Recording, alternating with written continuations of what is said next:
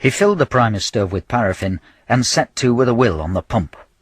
The stove flared into action with an acrid belch of smoke and began to throb and rumble. Uncle Mort looked up with a smile and said, "I don't mind if you go for a drink while I'm preparing victuals." Right. Shall I bring you something back? No, lad, I've got a bottle of Empire Sherry wrapped in Ernie Sidlow's trench comforter. Who's Ernie Sidlow? I haven't a clue. I'm not an endless mine of information, you know. Carter Brandon made his way to the bar. It was deserted.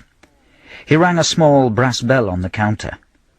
10 minutes later, the receptionist appeared, wiping the corner of her mouth with a starched white linen handkerchief. Yes? I was wondering if I could have a drink, Ducks. You may. Right then, give us a pint of bitter, will you? This is a cocktail bar, sir. We don't serve pints of beer here. I suggest you try the public bar. It might be more to your liking. True, but I'll stop here just the same. Give us 2 half-pints, Ducks. One in a straight glass, one in a jug with handle. The receptionist's pearls rattled as she pulled the drinks. A diamante brooch flashed its dragon eyes. She flicked the black velvet ribbon at the nape of her neck. She looked at him from the tops of her tawny eyes as he sat on the bar stool and drank slowly. He stared back at her and thought to himself, "Prim, she is. Prim. Long A's, long thin nose, long slim breasts beneath long slim jumper. What's the shape of her navel? Has she got moles and birthmarks?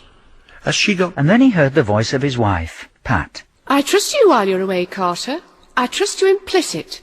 I know I'm at home saving up to buy us a new food processor, but that's no excuse for you to go around manking with other women, is it, Carter?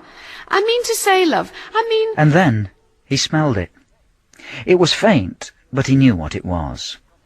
He leapt off his stool, shattering the glass with his elbow, cascading his beer over the receptionist's prim houndstooth check skirt. He raced through the lobby and down the corridors lined with prints of country mansions and elongated racehorses. He threw open the door of the bedroom and reeled back from the clouds of dense, choking black smoke that coiled round his ankles, shrouded his shoulders and wrenched at his nostrils. What the hell's going on? Obvious, Carter, obvious, lad. Dinner is served. Carter Brandon shut the door of the bedroom behind him and flung open the French windows. The smoke billowed out, caressing the moss roses and swirling joyously through the massed ranks of Korea and pyracantha. After a while the room cleared. The tea-making facilities returned to their slumbers. Right then, lad. Get stuck in, eh? For supper they had bully beef stew with baked beans, figs, alphabet spaghetti pieces, and garnish of licorice root. Carter Brandon slept soundly that night. When he awoke the following morning, there was an empty space in the bed beside him. He rubbed his eyes slowly. He yawned. He scratched himself. Then he said, Hey up! Uncle Mort? Where are you? In here, lad. In the bogs. Carter Brandon clambered stiffly out of bed and made his way to the ablution facilities chamber. Uncle Mort was sitting on the lavatory, his trousers round his ankles, the shower cap clamped firmly over his peaked cloth cap. I've been up all night, Carter. Oh, aye? Aye. Favourite, eh? Bloody favourite. How do you mean? Well, simple, lad, simple. It's been the best night of my life for years and years. Why? Well, think about it, lad. A gut-rotting stew, 10 hours uninterrupted on the petty, 10 hours solid contemplation of me kneecaps, 10 hours of utter ecstasy in the company of me and me bowels. There was just one thing missing, though, to make it perfection. And what was that? The bogs weren't in the outside backyard with a cracked seat and sheets of the Sporting Chronicle for toilet paper. Still, you can't have everything in life, can you, Carter? I mean, look at Donald Pearce. He's dead. They packed their luggage. They paid their bill. The receptionist smiled tartly at them and said, I trust your stay was satisfactory, sir. Champion, Ducks, champion. I've just one complaint, though. Oh?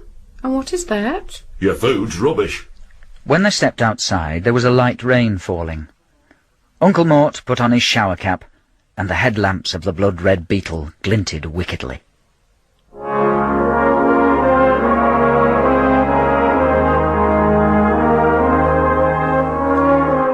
That was 3-Star Comfort.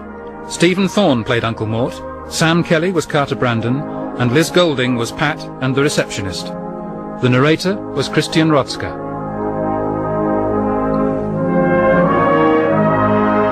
Uncle Mort's South Country was written by Peter Tinnerswood and produced by Pete Atkin.